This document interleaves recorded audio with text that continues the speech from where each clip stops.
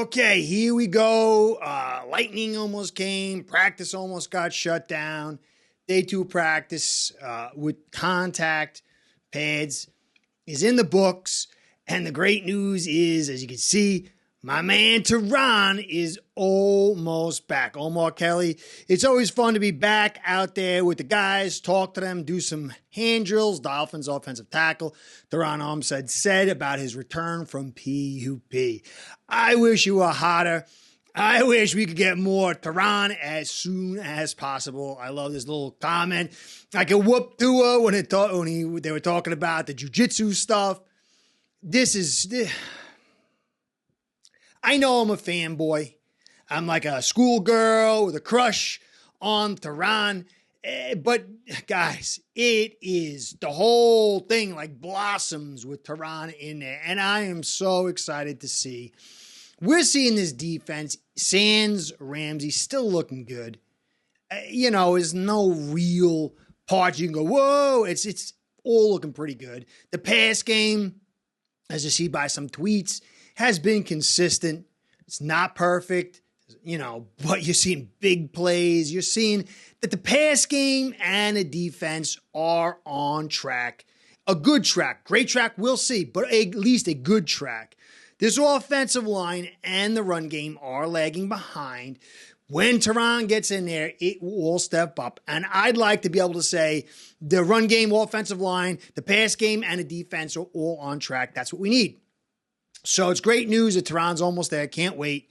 When you listen to him and he's talking about, they ask him, all your injuries. He's like, well, I didn't get surgeries on those injuries, but this one I had to get it on.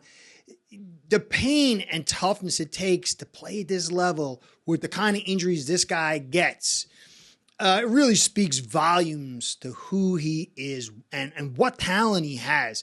Terron is a great guy, so I'm happy to be back. Then Joe Shad had this one. Pads came on, and David Long shined. That was from yesterday. But again, you saw David Long had a very good day. People are starting to recognize that this guy is changing the way this defense is going to look. And when we watch that linebacker position, it's going to have so much more pop than we've seen in a long time. And this is great news. But you can see here, David Furonis, Tua did a nice job stepping up in a pocket and found Jalen Waddle in the middle of the field over David Long. That's what Tua is good at. David Long's a little bit slow-footed. He's quicker than he's fast. Sometimes he's going to get beat like that. He's not, a Hall of Fame middle linebacker, but he's very, very good. And if there's one area where you could say that might be a weakness, is that ability to cover maybe the deeper parts of the field or in man-to-man in certain areas. But overall, what a huge step forward for this linebacking group. And that ties together the front and back. So I really got, at this point, and I still don't have any concerns about this secondary. Yes, Ramsey would be better. Now, I walked into the valley of the shadow of death, as my tweet here is. You can see the little Curtis tweet. That's going to be my Twitter thing. I'm still figuring it out. I was kind of like nervous to what am I going to write and hit it. So I'll get the vibe for it and feel of it. There's some really good assets to it. It can be a cesspool the way from what I'm told. But overall, it's a great platform for many different things. So if you want to catch me there's my, Twitter handle, tag, whatever. That's me. So anyway, I want to thank you guys for all you do. I got to give the shout out because the likes, the subscribes, the comments, the views, all that stuff is what keeps me here. So please keep that coming. I appreciate all you guys do. Now, Daniel Ofusi, oh man, I wished I had like a handler who could help me figure out how to pronounce certain names. Such a yutz. Was thinking about this. The scheme definitely seems to be better fit for him. Noah ignominy. Now, we'll see if it translates to joint practices and preseason games. Omar Kelly, I guess, responded or tweeted, I don't know, whatever the whole thing is. He had something to say about that. Or Daniel said something about what Kelly said. I don't know. Xavier Howard said yesterday on his conversation with NFL Network guys, Noah isn't being targeted at practices camp. When you're doing that, you're doing something right, is what X said, and he's correct. I haven't noticed once in his camp so far. And I had been saying that for a little bit, that this scheme, the move towards zone, is going to pull away Noah from having to really master his weakest part of his skill set, which is the double move and in man coverage. I think in certain man areas, one-way routes, maybe a slant if he plays off. In zone, I like his break a little bit better. I think just overall the zone thing that he's not going to have to be close up on a guy and then respond to more than one cut. I think that is going to allow Noah to do better. Is it going to be good enough? How good is it going to be? I don't know. But this kid is a good kid. Big pick for us. I'm not going to say he is or isn't, but it's a good story. And this is better than what has been in the past. Let's see. Ramsey left the door open. Let's see what happens. It's interesting at the very least. Now, great news. Brandon Jones is back. He was in 11 on 11s. Trill Williams is back. They had the red shirt on. There's no physical contact. And that's the thing we got to remember here with this physicality.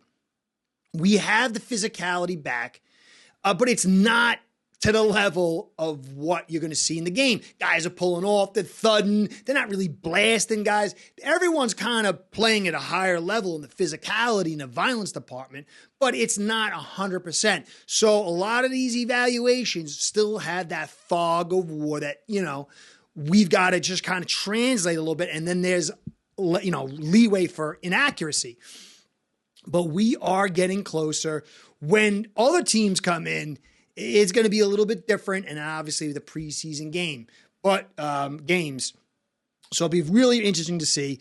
But certain aspects, you really can get close to saying, hey, this is the way it's going to look.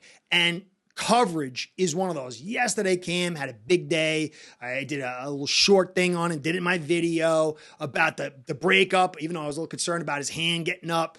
But this guy is showing real coverage skills, and that will translate. And again, you can see Kelly over here, Cam Smith with a PBU versus Eazy-E leading practice in breakups. You cannot do anything when you see stuff like this, and then the preceding practices and the trajectory of this kid.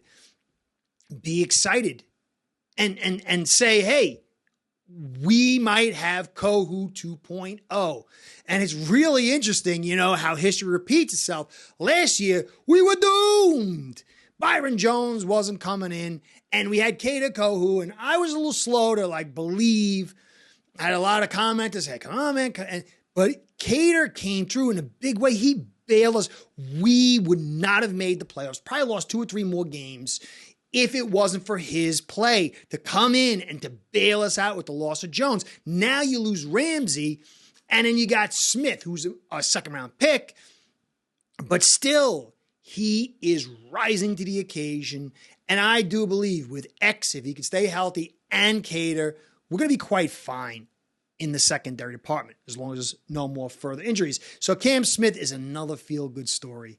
And I really, really, really hope that this guy lands, because Kader at the cheap price, Cam at the cheap price, allows so much cap flexibility for us to maneuver and to get other guys signed before these two guys make the big money. It would be huge, huge, huge for us. So now David Furones, Robbie Chosen catches a deep one-on-one TD. Tyreek Hill had Xavier Howard beat deep, but he was overthrown. And then I believe there was a 3rd and 1, a 3rd and 2 that the Chosen had a first down. Now, I'm basing it off his past. I'm basing it off my evaluation and projection. I think it was Omar Kelly. Somebody was saying that he doesn't think he's going to make the team, and he might not. Cedric Wilson's having a pretty decent camp, and he's a lot of money. If we can't trade him, it's a big, big, big hit. And I think it's about $7 million or something like that. And so the money might force Wilson to stay on the team because you got Easy too and have to part your ways with Cedric. But I think Cedric's going to make it very tough. And I do think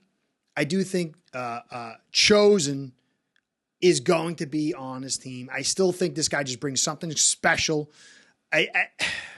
Cedric is good and he's showing something. He's got the contract. But if Hill or Waddle are down for an extended period of time, you don't have that speed. And Chosen does have that speed that Cedric doesn't, and neither does Easy. They bring different skill sets to the table. So I like Chosen. I like Easy, Cedric, Hill, and Waddle. Maybe those are the guys we're going to keep. We're going to keep 5 or 6. I don't know. You got to keep some special teams guys on there. Don't think Chosen plays special teams. I don't know. We'll see. But that's something to keep your eye on. But I thought it was fair that the guy Chosen might not make it, but I think he might. Anyway, another little 2 bits.